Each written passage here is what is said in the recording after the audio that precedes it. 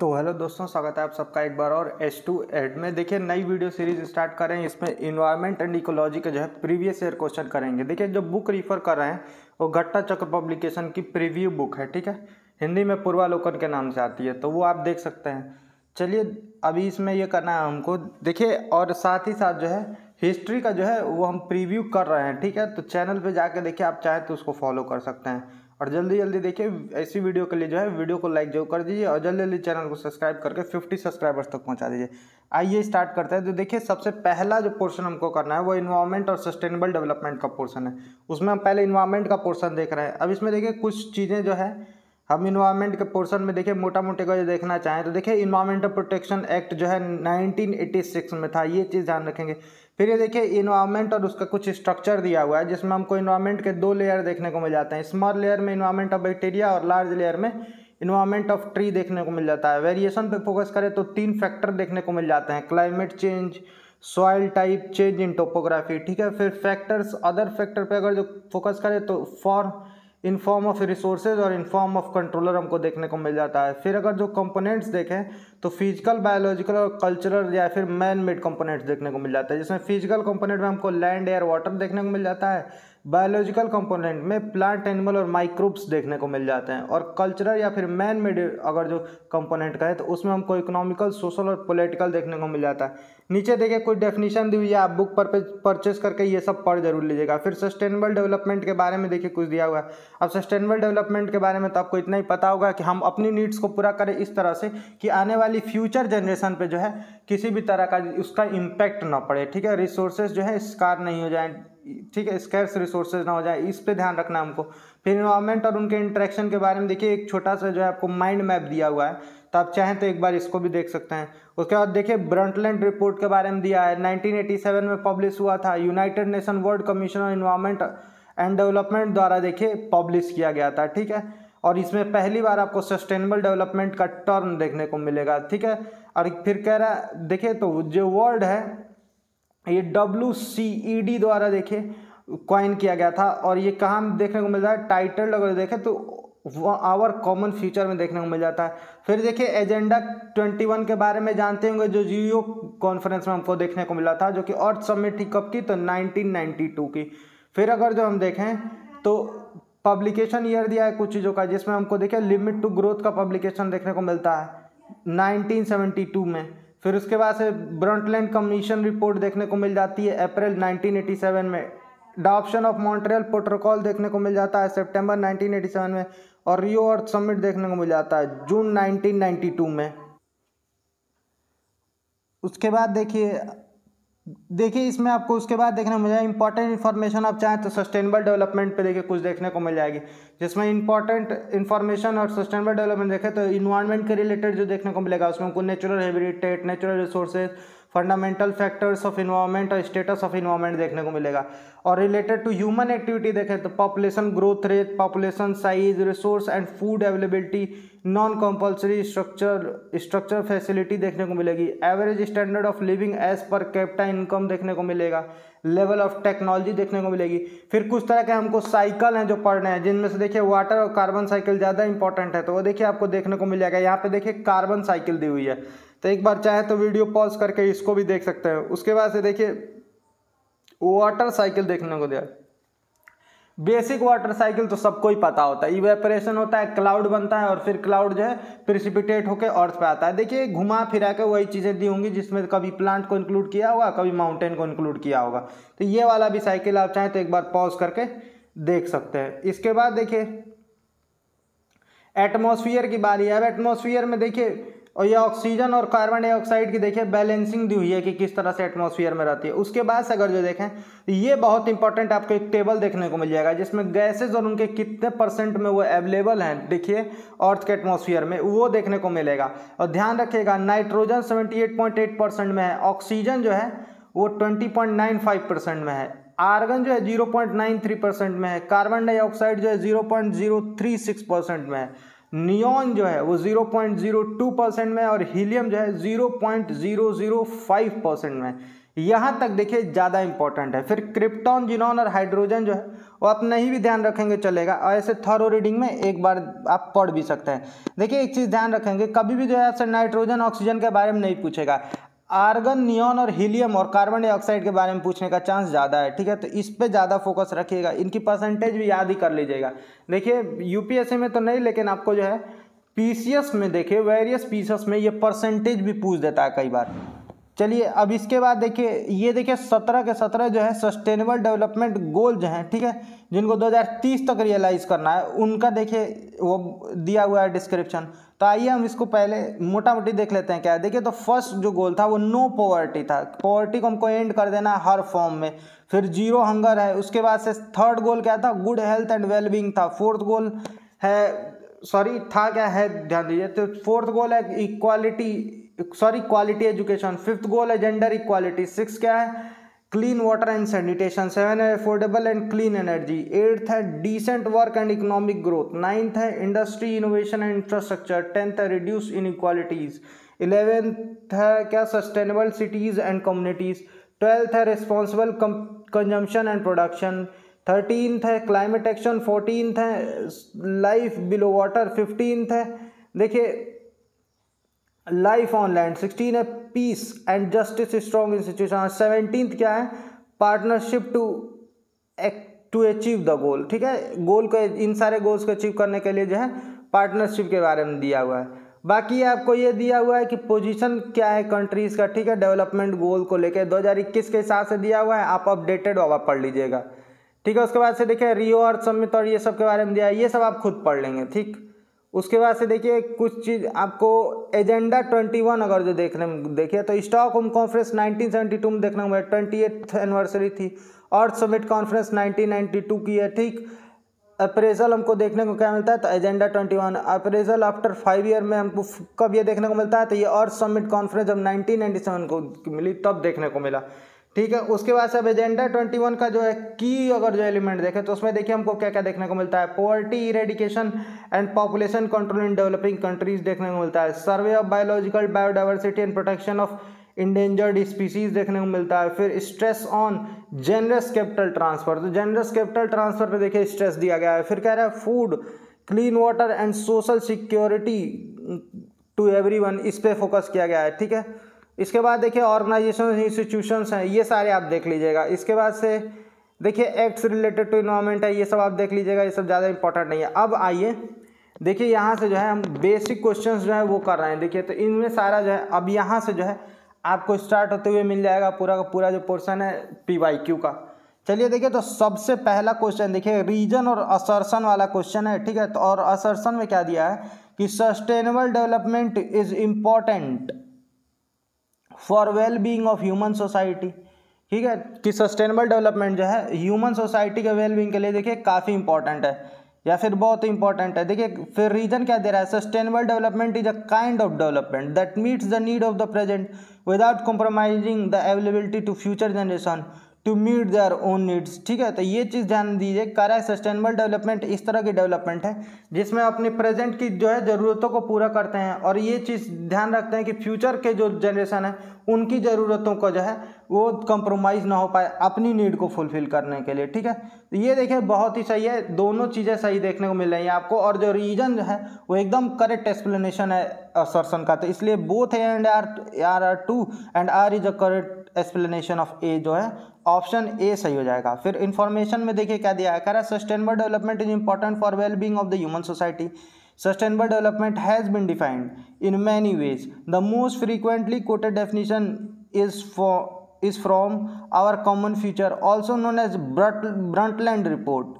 Sustainable development is the development that meets the need of the present without compromising the availability of the future generation to meet their own needs, ठीक है। फिर देखिए second question क्या कह रहा है, arrange the following events in the chronological order. तो नीचे जो इवेंट्स दिए हुए हैं इनको क्रोनोलॉजिकल ऑर्डर में देखिए अरेंज करना है, ठीक है। देखिए रियो अर्थ समिट दिया है, फिर पब्लिकेशन ऑफ ब्रंटलैंड कमीशन दिया है, इन्फोर्समेंट ऑफ मॉन्ट्रियल प्रोटोकॉल दिया है, publication of the limit to growth दिया है। तो सबसे पहले हमको लिमिट टू ग्रोथ देखने को मिलेगा 1972 में, उसके बाद ब्रंटलैंड कमीशन रिपोर्ट देखने को मिल जाता है 1987 में, उसके बाद से हमको मॉन्ट्रियल प्रोटोकॉल देखने को मिलेगा 1989 में, और फिर रियो अर्थ समिट देखने को मिलेगा 1992 में। तो दो भी अगर जो आपको क्लियर पता हो, जैसे कि लिमिट टू ग्रोथ अगर जो पता हो कि ये सबसे पहले हुआ था, ठीक है, लिमिट टू ग्रोथ जो है तो फोर्थ वाला सबसे पहले होगा। उसके बाद से देखिए, और रियो अर्थ समिट जो है वो सबसे लास्ट में हुआ था, ये अगर जो पता हो तो फर्स्ट वाला लास्ट में होगा, तो ये इसके थ्रू भी आप कर सकते हैं। तो सी वाला ऑप्शन देखिए सही हो जाएगा, ठीक है। उसके बाद देखिए थर्ड क्वेश्चन क्या कह रहा है। थर्ड क्वेश्चन कह रहा है the discussion on sustainable development was started after submitting the report on environment to the United Nation in 1987। The report was, तो कौन सी रिपोर्ट थी जिसके बाद से जो है सस्टेनेबल डेवलपमेंट पे जो है डिस्कशन स्टार्ट हुआ था। तो देखिए आवर कॉमन फ्यूचर रिपोर्ट का नाम था, बी वाला ऑप्शन सही है। कह रहा है after submission of the report our common future and also known as Brundtland Report, which was published by the World Commission on the Environment and Development (WCED) in 1987, the discussion on sustainable development was started। तो ये ध्यान रखिएगा, our common future report का नाम है, इसको Brundtland report के नाम से भी जाना जाता है, ठीक है। फोर्थ क्वेश्चन देखिए, कह रहा है इन्वायरमेंट रिफर टू, तो अब इन्वायरमेंट किस चीज़ को रिफर किया जाता है, ठीक है। तो फर्स्ट ऑप्शन है the natural world of land water air plant animals that exist around it, तो ये तो होता ही है उसमें। फिर देखिए क्या कह रहा है the sum total of the conditions which surround human being at a given point of time, तो ये भी इंक्लूड करता है। इसके बाद से कह रहा है the interacting system of physical and biological and cultural element which are interlinked, तो ये भी सही है। तो इसलिए डी वाला ऑप्शन सही हो जाएगा, एबव ऑल, ठीक है। तो अब देखिए एक्सप्लेनेशन में क्या कह रहा है।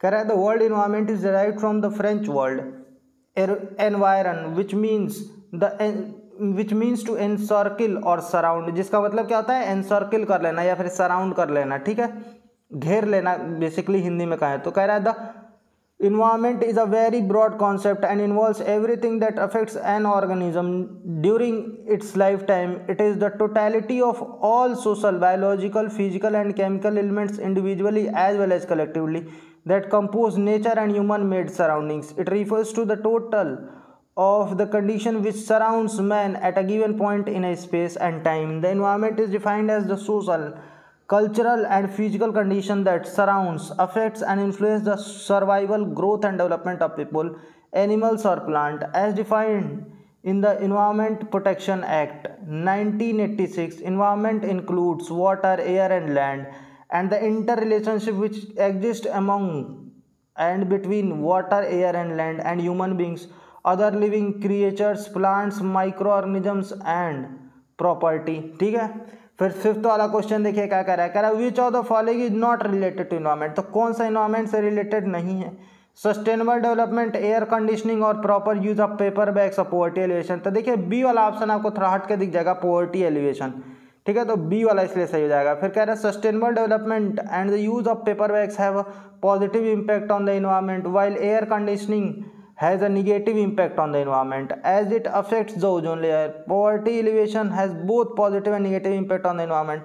Alternatively, poverty is indirectly linked to the environment, whereas the sustainable development use of paper bag and air conditioning are directly effect on the environment, ठीक है। तो इसलिए देखिए आपको बी वाला जो है थोड़ा हट के मिल जाएगा। फिर सिक्स वाला क्वेश्चन देखिए क्या कह रहा है। कह रहा है the environment protection act of India was enacted इन, तो कब इनेक्ट हुआ था, तो बी वाला ऑप्शन सही है, 1986 में हुआ था। फिर सेवंथ क्वेश्चन देखिए environment protection act for the preservation and protection of the environment was pass by government of India, कब, तो 1986 में, ए वाला ऑप्शन सही है। फिर एट्थ क्वेश्चन देखिए, इसमें भी इन्वायरमेंट प्रोटेक्शन एक्ट कब पास हुआ था, ये पूछ रहा है, 1986 हो जाएगा। फिर नाइन्थ में भी सेम क्वेश्चन है, तो इसका भी आंसर बी वाला हो जाएगा, 1986। फिर टेंथ क्वेश्चन देखिए environment is a composite state of, तो इन्वायरमेंट किस चीज़ की कंपोजिट स्टेट है ये पूछ रहा है, बायोटिक फैक्टर की, फिजियोग्राफिक फैक्टर्स की या एबायोटिक फैक्टर्स की, तो सही बात है इन तीनों की है, तो इसलिए डी वाला ऑप्शन सही हो जाएगा। कह रहा है द इन्वायरमेंट में be divided into biotic and abiotic environment. Biotic environment is made up of the biotic factor, that is all living things in the environment. The abiotic or the physical environment is made up of all physical factors that affect organisms. Example temperature, light intensity and the amount of available water etc, ठीक है। तो इसलिए D वाला option देखिए सही हो जाएगा। 11th question देखिए क्या कह रहा है generally environment can be classified as following categories which among the following is not part of such category. ठीक है, तो कह रहा है देखिए कौन सा जो है कैटेगरी का पार्ट नहीं है, इन्वायरमेंट की कैटेगरी का पार्ट नहीं है। देखिए तो कह रहा है ऑपरेशनल इन्वायरमेंट, फिजिकल, कल्चरल और बायोलॉजिकल। तो देखिए ऑपरेशनल इन्वायरमेंट जो है पार्ट नहीं है, फिजिकल, कल्चरल, जो बायोलॉजिकल इन्वायरमेंट का जो है तो हम नाम सुने ही हैं। फिर देखिए क्या कह रहा है एक्सप्लेनेशन में, देखिए कह रहा है generally environment can be classified as physical, cultural and biological environment. Physical environments include land form, water bodies, climate, soil, rock, minerals, etc. Biological environment include plant, animals, microorganisms, etc. Whereas the cultural environment include man-made features such as economical, social and political elements.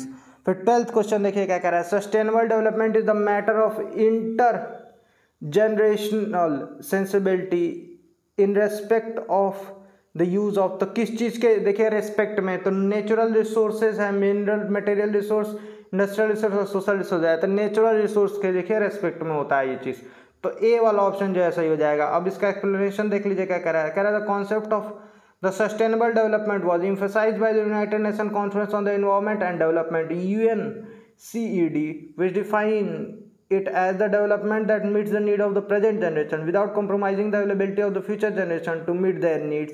Sustainable development is a matter of intergenerational sensibility in respect of the use of natural resources. The main objective of the sustainable development is just and prudent use of natural resources, its conservation and proper management. The term was explained in the WCED World Commission on Environment and Development report of 1987 titled Our Common Future. Sustainable development was fully supported in the Agenda 21 Rio Declaration declared in the Earth Summit held in 1992. Sustainable development was a prominent issue on the Johannesburg Summit of 2002.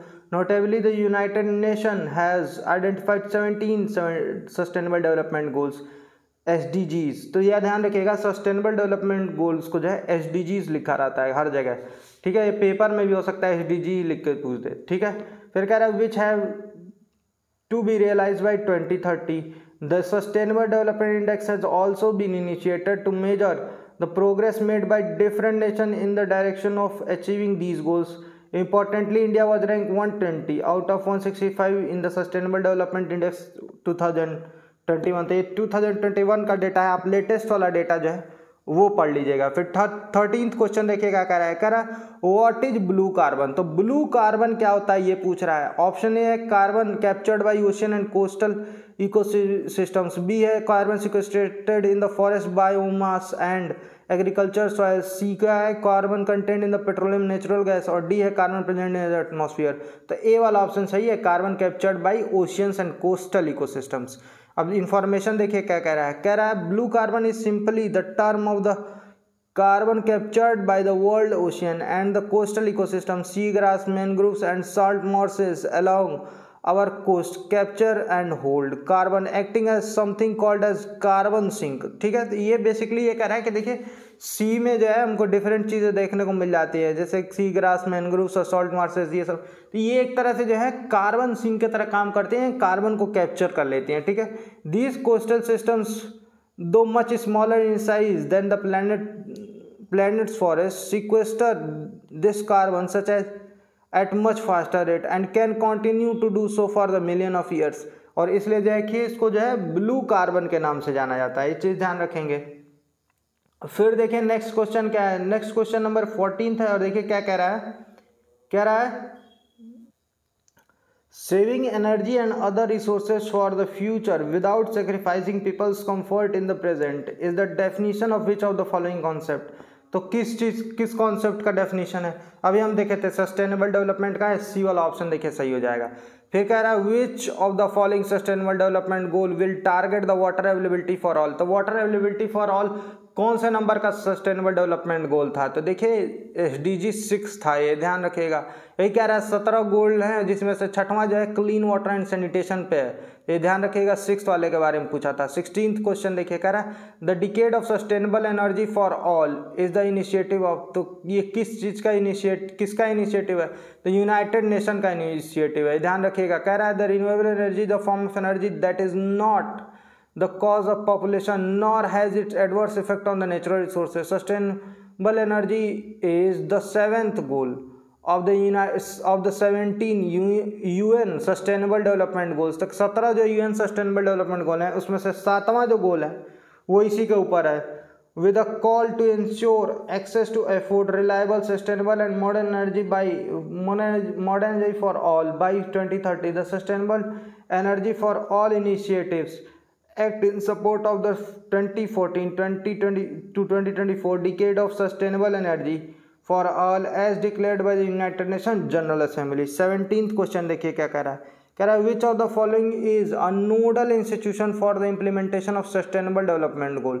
तो कौन सा है nodal institution? Planning commission, disinvestment commission, NITI Aayog और finance. तो इसका नीति आयोग देखिए सही है, सी वाला ऑप्शन सही है। ठीक है, फिर ध्यान दीजिए 18th क्वेश्चन क्या कह रहा है। वर्ल्ड इन्वायरमेंट डे देखिए बताइए कब मनाया जाता है। तो देखिए 5 जून को मनाया जाता है, बहुत इंपॉर्टेंट है, कई बार पूछ चुका है तो ध्यान रखिएगा। फिर 19th क्वेश्चन देखिए वर्ल्ड इन्वायरमेंट डे, इसमें भी इन्वायरमेंट डे ही पूछ रहा है तो बी वाला ऑप्शन सही जाएगा, जून 5। फिर ये कह रहा है the book Silent Spring published in 1962 which set the tone for the environmental movement in the world was written by। तो किसके द्वारा लिखा हुआ था? तो रेचल क्लार्सन द्वारा लिखा गया है, सी वाला ऑप्शन सही है। देखिए फिर कह रहा है 21st देखिए क्या कह रहा है। A countries natural capital include all of the following. कह रहा है एक्सेप्ट, तो किस चीज को छोड़ के देखिए करता है? तो फॉरेस्ट, रोड, वाटर और मिनरल दिया हुआ है तो सी वाला ऑप्शन जो है रोड वो सही है। देखिए तो नेचुरल कैपिटल जो है includes all renewable and non-renewable environment resources. It includes air, water, land, minerals and forests. In other words, only those resources which are created by the nature without any human interference can be deemed as natural capital. Hence, roads cannot be included in the country's natural capital। ठीक है, तो ये देखिए छोटा सा वही जो ऊपर दिया हुआ था, हम अभी एक माइंड मैप देखे थे उसी टाइप का एक माइंड मैप देखिए इसमें भी दिया है। तो नेचुरल रिसोर्सेज का देखिए इसमें डिवाइडेशन दिया है, इनएग्जॉस्टेबल, एग्जॉस्टेबल। इनएग्जॉस्टेबल में आपको solar, wind energy, tidal energy, rain और एटॉमिक एनर्जी, ये वो हैं जो कभी खत्म नहीं हो सकती है। फिर एग्जॉस्टेबल में अगर देखें तो इसमें रिन्यूएबल एंड नॉन रिन्यूएबल है।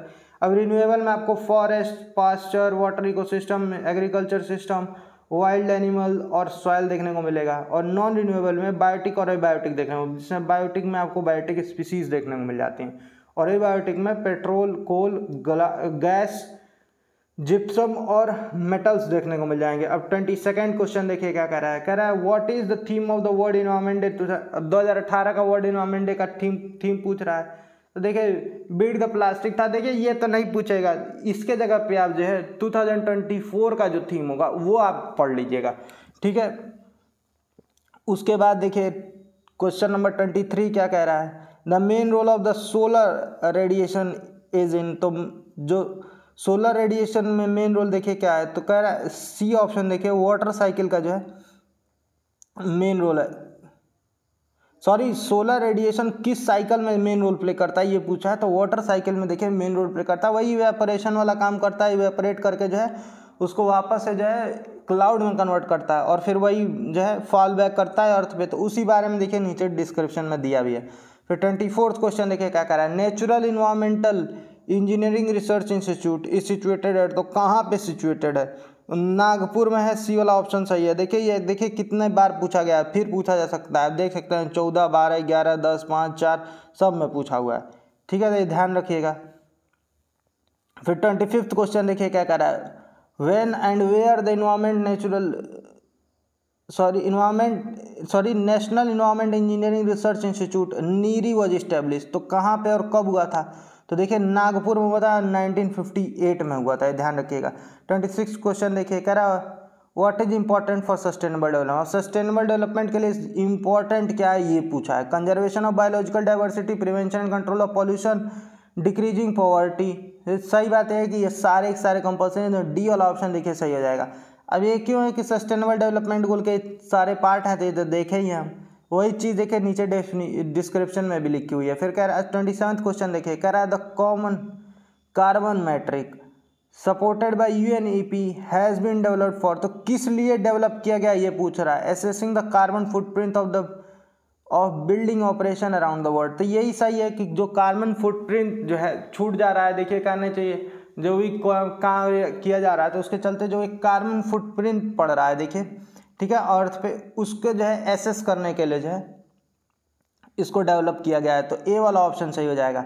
अब इसका जो है जो डिस्क्रिप्शन है ये इंपॉर्टेंट है, तो आइए देख लेते हैं क्या कह रहा है। The common carbon metric for measuring energy use and reporting green house gas emission from building operation leading experts from around the world have through extensive international cooperation developed a universal method of measuring a building carbon footprint. The common carbon metric is the calculation used to define measurement, reporting and verification of the greenhouse gases emission associated with the operation of the building types of particular climate regions.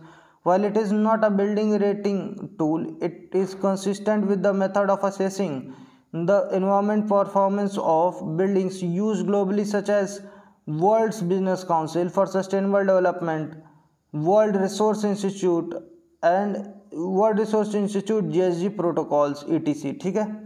फिर इसके बाद next question देखिए। Next question जो है 28th question है, कह रहा है which of the following is not objective of the smart city development. तो स्मार्ट सिटी डेवलपमेंट का कौन सा ऑब्जेक्टिव नहीं है, तो देखिए स्टेबलाइजिंग क्वालिटी ऑफ लाइफ, जो सी ऑप्शन है ये नहीं है, ध्यान रखिएगा। फिर कह रहा है smart city mission is an innovative and new initiative by the government of India. देखिए ये 2017 का रहा है, ठीक है, तो उसके बारे में बात करा है। तो कोर इंफ्रास्ट्रक्चर एलिमेंट ही बस आप पढ़ लीजिए। देखिए एडिक्वेट वाटर सप्लाई है, स्टोर्ड इलेक्ट्रिसिटी सप्लाई है, sanitation include solid waste management है, efficient urban mobility and public transport है, affordable housing specially for the poor, robust IT connectivity and digitalisation, good governance specially e governance and people's participation, sustainable development, safety and security of citizen particularly women, children and elderly, health and education. ठीक है। 929 देखिए earth summit was held at, तो कहाँ पे अर्थ summit held हुआ था, तो Rio de Janeiro में हेल्ड हुआ था, ये ध्यान रखेंगे।